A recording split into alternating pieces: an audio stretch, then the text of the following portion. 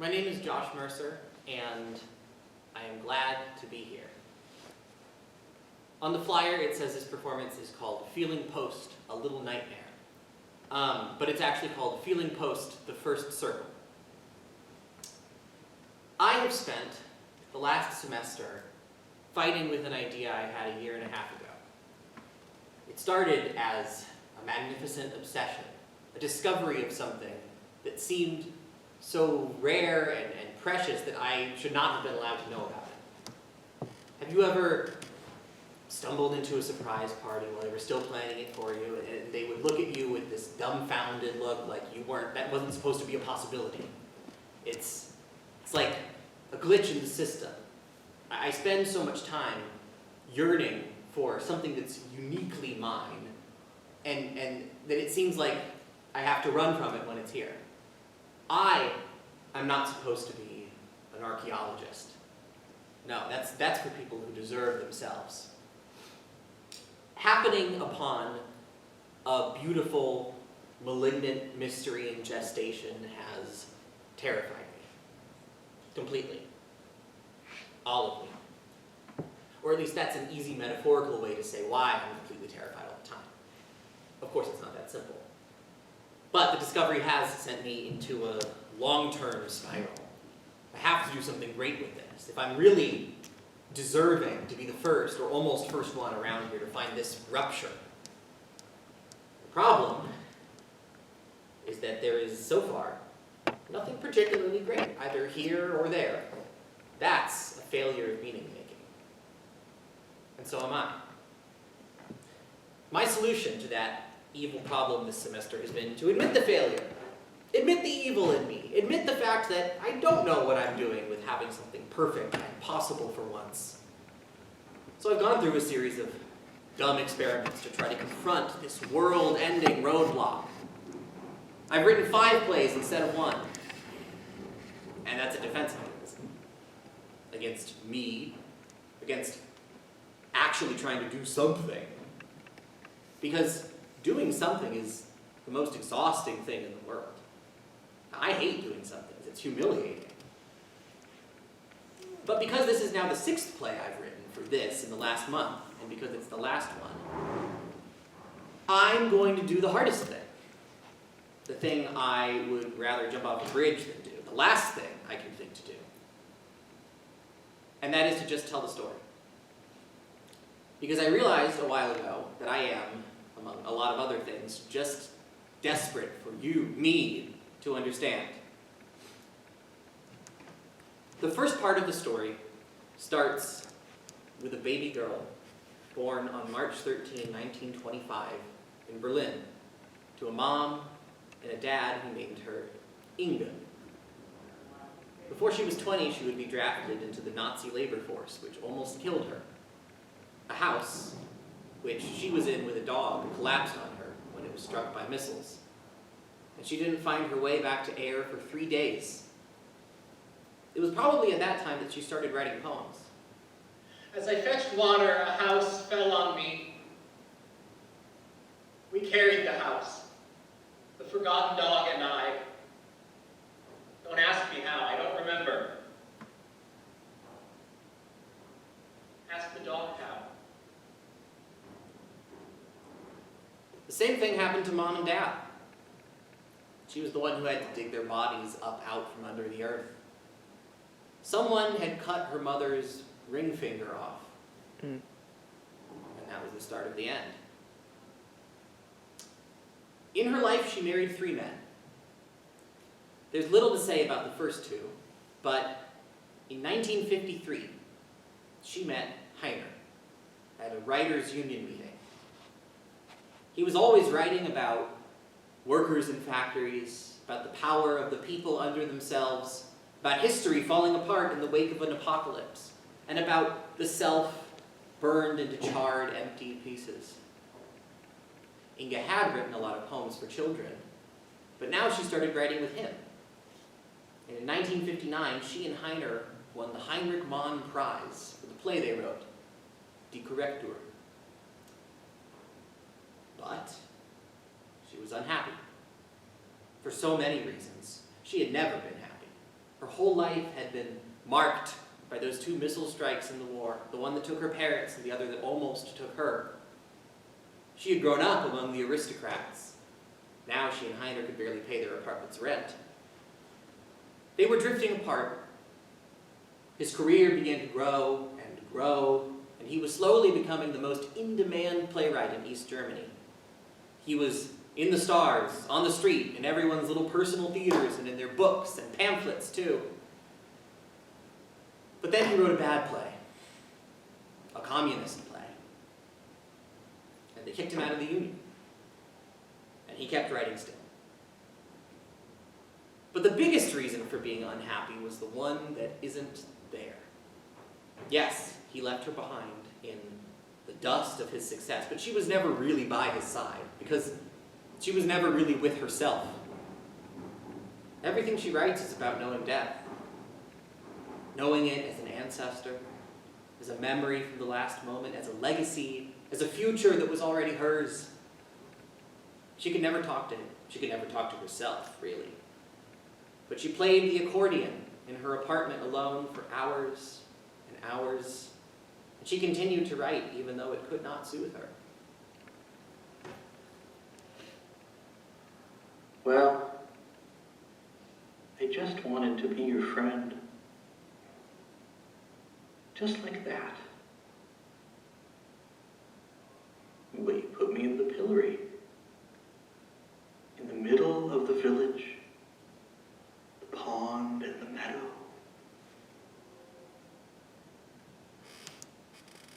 I wish we weren't like this. I'll drink the pond dry. Scatter the duckweed. Let the ducks fly away. Beneath the meadow broom, where the couples lie, I'll dig up love.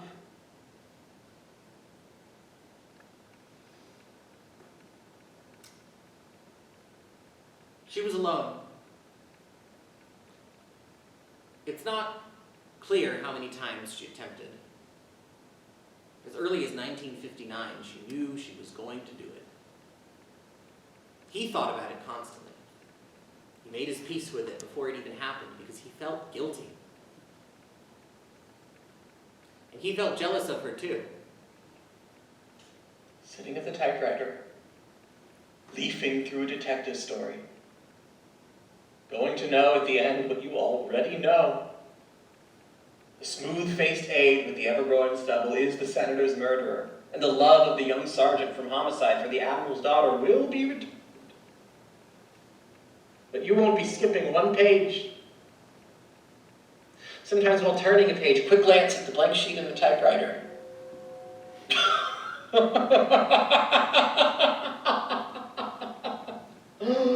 Oh, we'll be spared that. At least that's something. And the paper stood. Somewhere, a village has been razed to the ground by bombs. It's regrettable, but does it concern you? Sergeant is just preventing the second murder, though the admiral's daughter, for the first time, offers her lips. Duty is duty. You don't know how many are dead. The paper's gone.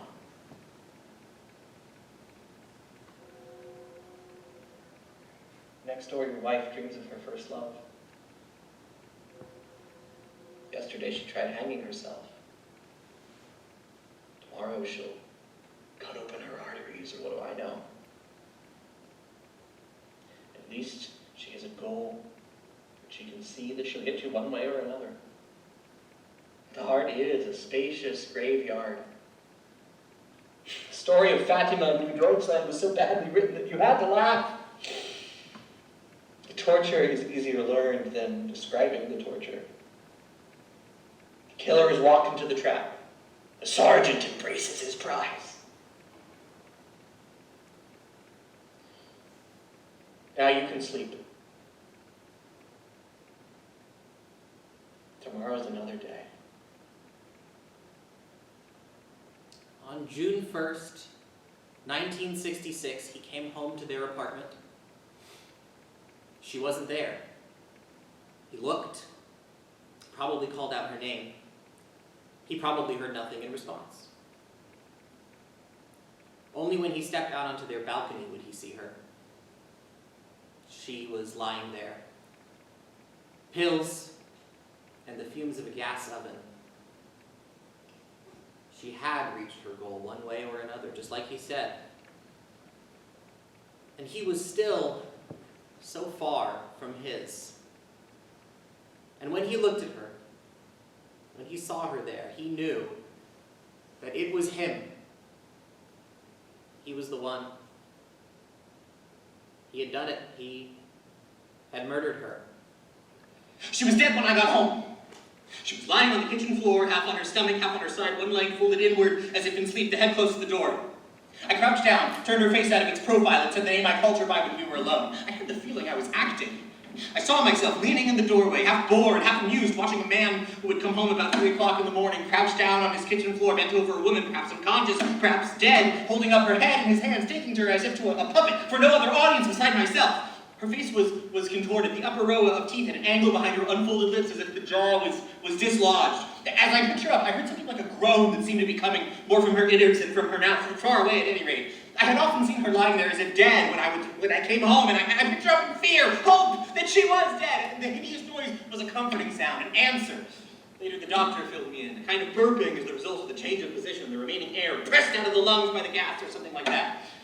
I carried her into the bedroom. She was heavier than usual, naked under the dressing gown. As I laid the weight down onto the mattress, the false teeth fell out of her mouth. They must have come loose in the agony.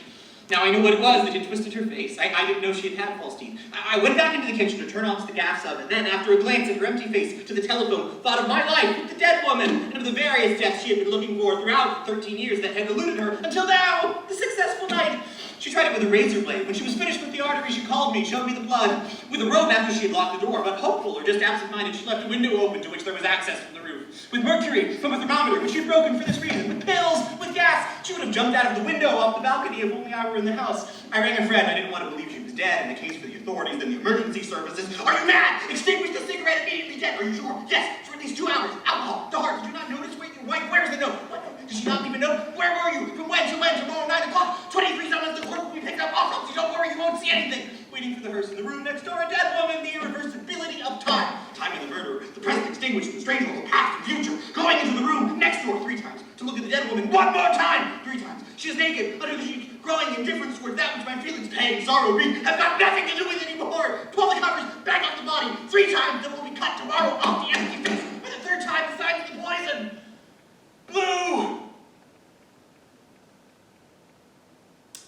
He had martyred her, but only for himself. Made her a muse, an inspiration, a ghost that was finally really dead. She who had already been past herself was being passed over by her survivors.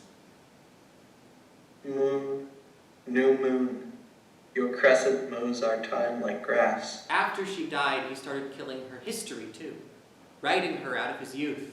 We stand upright in the sky on a thin He hourglass. started saying publicly that she hadn't really co-written any of his early plays, that it wasn't true to attribute them to her. The star goes its way. We seek our way. He spoke about her like a distant acquaintance, maybe a creative partner, but that would be pushing it, and referred to her by her full name, as if Müller wasn't his name first. When I lie down, pass over me. And he did. He regurgitated her into a symbol. She became his reason as soon as she couldn't have her own anymore. And although she had already reached her goal, he finally reached his too. The one that plagued him at his typewriter that night back in '59 when he couldn't seem to write about bombs and cities razed to the ground. Finally, he wrote his masterpiece, Die Omelette Magie. It became a classic. It was everything his earlier work was reaching for. Magnetic, chaotic, tragic, nonsensical, robotic, cataclysmic, impossible. He was passing over her the way she wanted him to. And yet, while no one was looking, in words no one would totally hear at the time, He wrote her ghost into his masterpiece, as the words of Ophelia. I am Ophelia, the one the river didn't keep, the woman dangling from the rope, the woman with her arteries cut open, the woman with the overdose, snow on her lips, the woman with her head in the gas stove. Yesterday I stopped killing myself. I'm alone with my breasts, my thighs, my womb. I smashed the tools of my captivity, the chair, the table, the bed. I destroyed the battlefield that was my home. I fling open the doors so the wind gets in and the scream of the world. I smash the window. With my bleeding hands, I tear the photos of the men I loved and who used me on the bed, on the table, on the chair, on the ground. I set fire to my prison. I throw my clothes into the fire. I wrench the clock that was my heart out of my breast. I walk into the street, clothed in my own blood. And so, every time someone reads or performs Heiner's masterpiece, which someone does pretty often, they talk about Inge. They talk about the life she lived in time-lapse behind her own glass eyes. They talk about the endless way she wrote and wrote, knowing it wouldn't change her world, but knowing also it was the only thing that could, believing maybe it could change Heiner's world too, when she begged him to answer her, how could you not write poetry? They talk about the image behind her name, which can't speak, but fills the parts of a culture that themselves escape words. They talk about the writer who condensed a feeling about life and a historical situation into a single metaphor. And that is all anyone will say about her for a while. The second part of this story starts in 2023, when I find a copy of Hamlet Machine online, and it changes the course of my life. And when I stage it a year later and get hope about everything.